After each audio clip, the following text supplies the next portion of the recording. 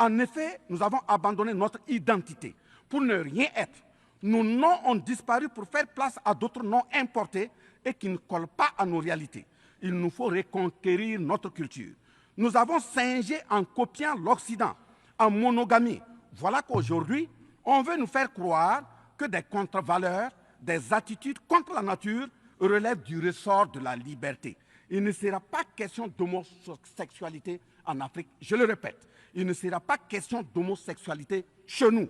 Salut les amis, j'espère que vous allez bien et bienvenue dans cette vidéo. Aujourd'hui, nous allons écouter l'extrait du discours du représentant du Burkina Faso au sommet des Nations Unies. Après cette vidéo, de nombreuses vidéos seront faites pour expliquer les points les plus marquants de cette vidéo, car ce discours est tellement riche de nombreuses vérités par rapport au réveil de l'Afrique. Je vous recommande donc de vous abonner pour ne pas rater les vidéos qui seront prochainement publiées par rapport à ce sujet. Président de la transition, chef de l'État. Recevez les salutations fraternelles du peuple et du gouvernement du Burkina Faso. Au nom du peuple burkinabé, je m'incline respectueusement sur la mémoire des grands leaders dans le monde qui ont fait rêver et espérer d'une société humaine juste et équitable à travers leur engagement, détermination et esprit de sacrifice. Je cite notamment Fidel Castro de Cuba, Patrice Émeric Lumumba du Congo, Modibo Keïta du Mali, Ruben Unyobé et Félix Moumié du Cameroun, Sylvanus Olympio du Togo, Che Guevara de l'Argentine, Martin Luther King et Malcolm X des États-Unis d'Amérique, Nelson Mandela de l'Afrique du Sud, Jomo Kenyatta du Kenya, Amical Cabral de la Guinée-Bissau et des îles Cap-Vert, Marianne Ngouabi du Congo-Brazzaville, le capitaine Noël Isidore Thomas Sankara du Burkina Faso, etc.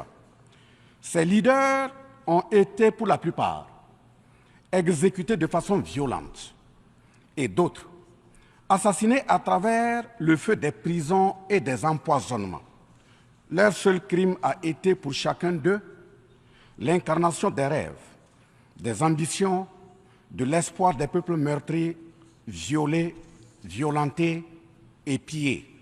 Monsieur le Président, ma présence à cette tribune honorable des Nations Unies, au nom du Burkina Faso, pays des hommes intègres, n'est pas pour ériger des murs de lamentation. Je ne suis non plus pas là pour vous livrer un discours de convenance, mais j'ai été plutôt mandaté en sacrifice pour vous dire que le mensonge d'État, l'hypocrisie diplomatique, la boulimie du pouvoir, la recherche effrénée du gain, l'esprit démoniaque de domination et d'exploitation de l'homme par l'homme sont les vraies plaies qui gangrènent notre vivre ensemble et font courir toute la société à sa perte, y compris donc notre organisation, l'ONU. Chaque année, les discours pleuvent au même titre que les promesses et engagements. Les preuves de la dissonance entre les discours et les faits sur ces questions de principes contenues dans la charte de l'ONU, dont la justice, l'égalité, la dignité, l'intégrité, le droit à l'autodétermination, la souveraineté des États, l'inviolabilité du territoire et le respect du droit international sont ce qui se passe en Libye, dans le Sahel précisément sur le Niger et sur la crise entre la Russie et l'Ukraine. D'abord, en Libye, suite à cette catastrophe diluvienne, des milliers de voix ont été fauchées, des milliers de vies donc ont été fauchées, pour badigeonner nos consciences de tranquillité transparente. Chaque nation se précipite pour présenter sa compassion, sa solidarité. C'est certes pour donner l'impression que nous vivons en société et que nous défendons des valeurs. L'honnêteté intellectuelle le recommande et l'histoire des consciences nous reflète que nous devons présenter nos sincères excuses au peuple libyen pour avoir été, collectivement et individuellement, par passivité condamnable ou par complicité active et inacceptable, aux côtés des bourreaux qui ont été la première catastrophe anthropique en Libye.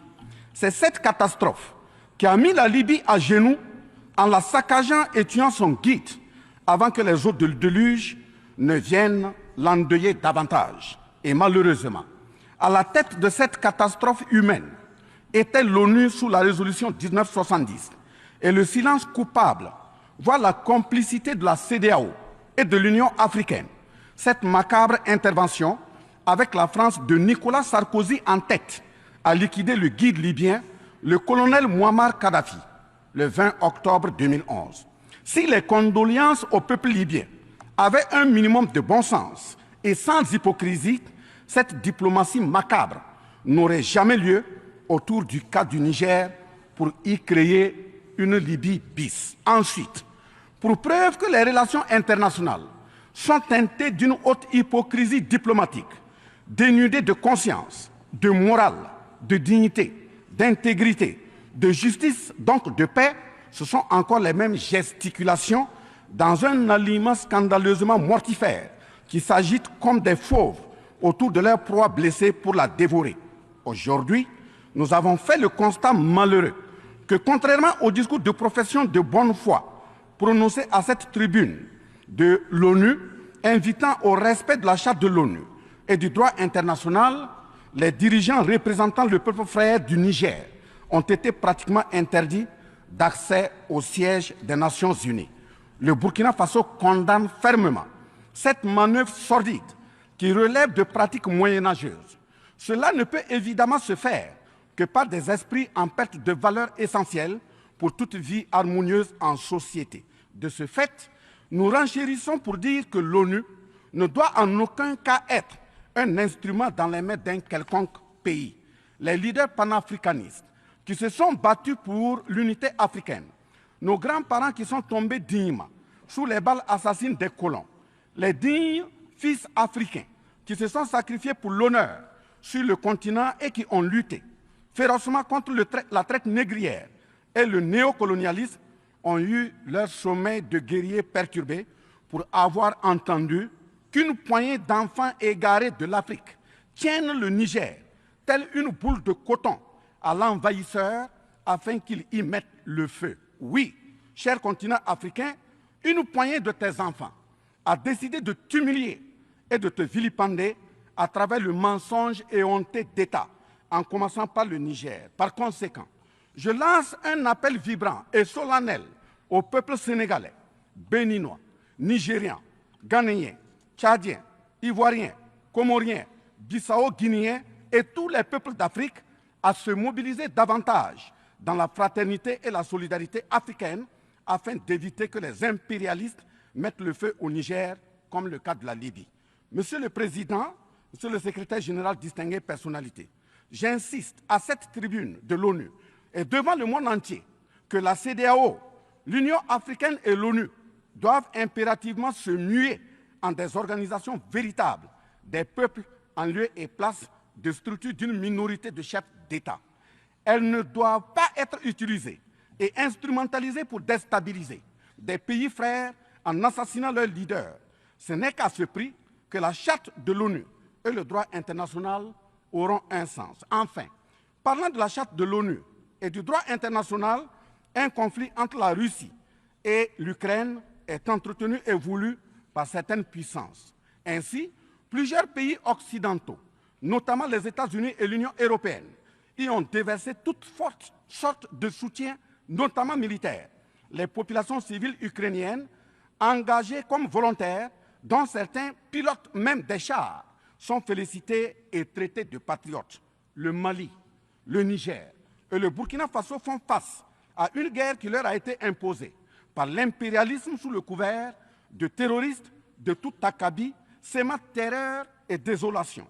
Malgré l'existence de cette même charte des Nations Unies, avec ses principes d'égalité, de justice d'une part, et d'autre part, le même droit international invoqué à cette tribune de l'ONU, il y a nettement un fossé abyssal dans le traitement des questions. Monsieur le Président, Monsieur le Secrétaire général, ce tableau peu reluisant de cette communauté internationale, caractérisée par la non-assistance à États en proie au terrorisme, l'hypocrisie internationale, la suprématie de quelques puissances au sein de l'ONU, la complicité au pillage de l'Afrique, etc., ne commande-t-il pas la traduction de cette communauté internationale devant la Cour pénale internationale? En un mot, notre sécurité sera assurée par nous-mêmes en priorité et non par quelqu'un d'autre. Sur la question de la présence de Wagner au Burkina Faso, chantée par une certaine presse téléguidée depuis l'Élysée, je répondrai ceci. Oui, Monsieur le Président, c'est nous les Wagner du Burkina Faso. Oui, ces braves forces de défense et de sécurité et volontaires pour la défense de la patrie sont les Wagner du Burkina Faso. Par conséquent, du haut de cette tribune de l'ONU, je magnifie le sacrifice de tout patriote au nom de l'intérêt national. Je salue vivement la mémoire de tous ceux qui sont tombés les armes à la main et magnifie le courage et l'intégrité de ceux qui sont toujours en vie et foncent inexorablement et de façon sacrificielle vers la victoire de notre peuple et la sauvegarde de notre patrie. Au lieu de nous aider à arrêter cette saignée humaine, ce sont des accusations fallacieuses, des mensonges éhontés d'État, englobés dans une diplomatie d'hypocrisie et des menaces voilées pour nous indiquer des partenaires à fréquenter et des conduites à tenir. Nous disons non. Au nom de la même charte des Nations Unies et du droit international que vous évoquez tous et toutes ici à cette tribune, les peuples africains en général et sahéliens en particulier sont résolument engagés à assumer absolument et pleinement leur émancipation totale pour un progrès social véritable. Ainsi, le Burkina Faso liera de façon souveraine ses partenariats avec qui il veut et achètera ses moyens de défense avec qui il veut. Qu'un pays s'appelle Russie, Iran, Turquie, Azerbaïdjan, Cuba, Nicaragua, Corée du Nord, le Burkina Faso y achètera et y vendra librement ses produits sans intermédiaire, encore moins une autorisation de qui que ce soit. Et cela advienne que pourra. Monsieur le Président, Monsieur le Secrétaire général, parlant toujours d'hypocrisie et de mensonges d'État, dans cette question de lutte contre le terrorisme, en général et dans le Sahel en particulier, voici d'autres faits que vous n'ignorez certainement pas, et j'en suis certain. Au Mali, au Niger et au Burkina Faso, il n'y a ni usine de fabrique d'armes, ni de munitions. Qui recrute donc ces terroristes? Qui les entraîne? Qui les dote en permanence? Qui les nourrit et avec quels moyens? Croyez-vous à cette philanthropie au nom de laquelle des Occidentaux vont envoyer leurs militaires au Sahel mourir pour des beaux yeux des Sahéliens? Si oui, qu'est-ce qui justifie les énervements et autres gesticulations puériles et diplomatiques